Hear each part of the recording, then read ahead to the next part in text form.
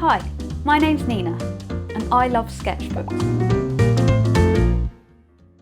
Welcome to another sketchbook tour. This one is from July 2013. I'd graduated a couple of years before this in 2011 and I've been freelance since leaving university. This first page I'm showing is a little collection of items that were in a shop in my hometown. It's not there anymore sadly, but a lovely second-hand antique shop that sold unusual, curious trinkets and bits and bobs, and here I've picked out my favourite things that were for sale. And I loved the way it was curated as well, this shop. I really liked the way the wall space was used and things were suspended, and it was called Gone Tomorrow. This page here contains roughs for a job I was working on with the Scouts Association. This is a little colour mock-up here in the corner of what it was going to look like, which was essentially a pop-up image with 5 different layers. We worked with a paper engineer who designed all the cutouts, and I provided the artwork on all those different layers, so it had this real 3D tunnel effect. In fact, it was called a tunnel book, I think. So showing the different activities the Scouts Association do and trying to build this really dynamic, colourful scene. So you've got the zip line on one layer, another layer has a couple of kids in a canoe, and the idea was for it to all come together to build this 3D scene. Here are some fashion editorial style illustrations. No reason in particular, they weren't commissioned. I think there was just a shoot that I saw in a fashion magazine that I liked. I really liked the styling of it, the props, the clothes, and the really casual poses of the model, which I tried to emulate in my own style. Speaking of which, this was at a time when I hadn't quite worked out the style I wanted to stick with for drawing people. You can see I'm using a graphic linear approach to draw the main subjects. So the girl, there's a bit of sort of shading here as well, like some scribbly bits. And then afterwards I added the colour, so this was done with brush marker pens by the looks of it. It's not really a style I stuck with. I hadn't yet found a way of drawing people that I was really confident with. I'm still very much trying to work it out. You can see that from these drawings. I quite like the looseness of them in a way, even though I didn't stick with this way of drawing. How to reupholster a chair. I didn't actually follow these instructions and reupholster a chair, but for some reason I wanted to illustrate it as a sort of guide. Again, this was not for any particular brief or project. I think I was watching a programme about it on TV. I guess this is a way of practicing instructional illustration, using vignettes and little icons and working the type around it, annotated diagrams, and playing around with that sort of composition, almost like a poster design, using information. So I just used this subject as an example to practice layout of a kind of guide to do something. This spread's quite fun. This is what I was wearing that day. It's more likely to be what I wish I was wearing that day. Something I always like to do. I didn't own any of these. They were just clothes that I'd seen in a shop that I wanted or really liked the look of but couldn't afford or didn't buy. So instead I drew them.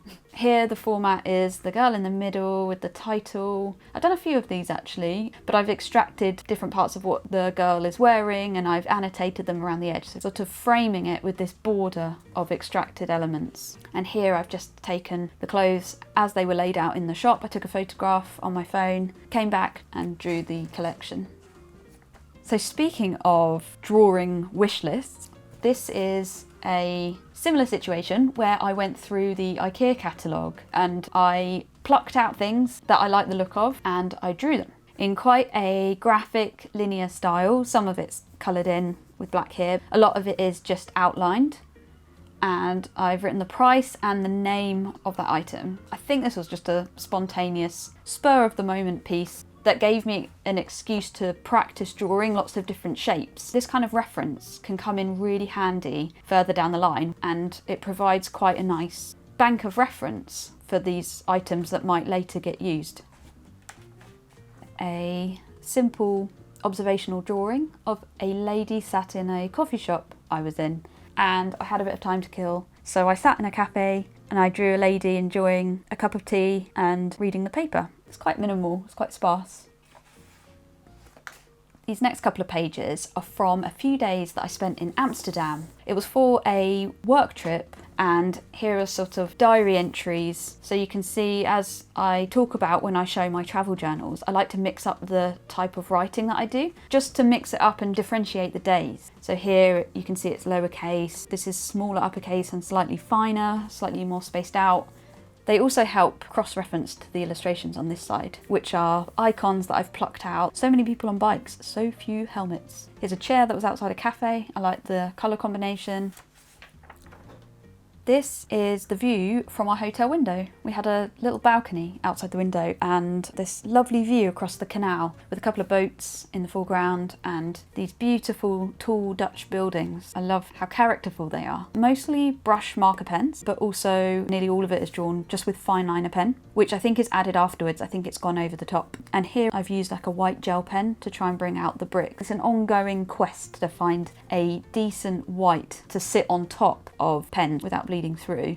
And I like the range of textures I've done here. So like the brick, the sort of bristly effect in the trees, the scalloped tiles, the horizontal lines here, the sort of cross-hatching scratchy style there with the pen, and then the solid colours adds a bit of variety to the drawing.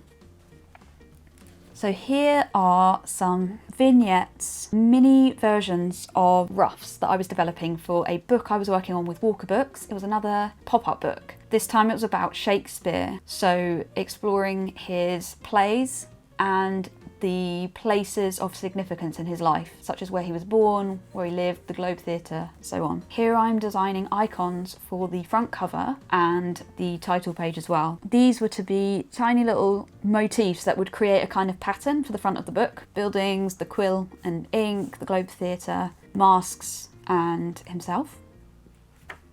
Here's a little sort of standalone piece that I made to celebrate the beginning of October, and I've taken icons from autumn such as the acorns, the berries and little sprigs framing the word October. I think the reason I've left a lot of space around it, I've left it blank around, was so I could photograph it on my phone and post it online. And that's about it that I wanted to show you this time. Thanks for joining me, and I will see you again soon for another sketchbook tour.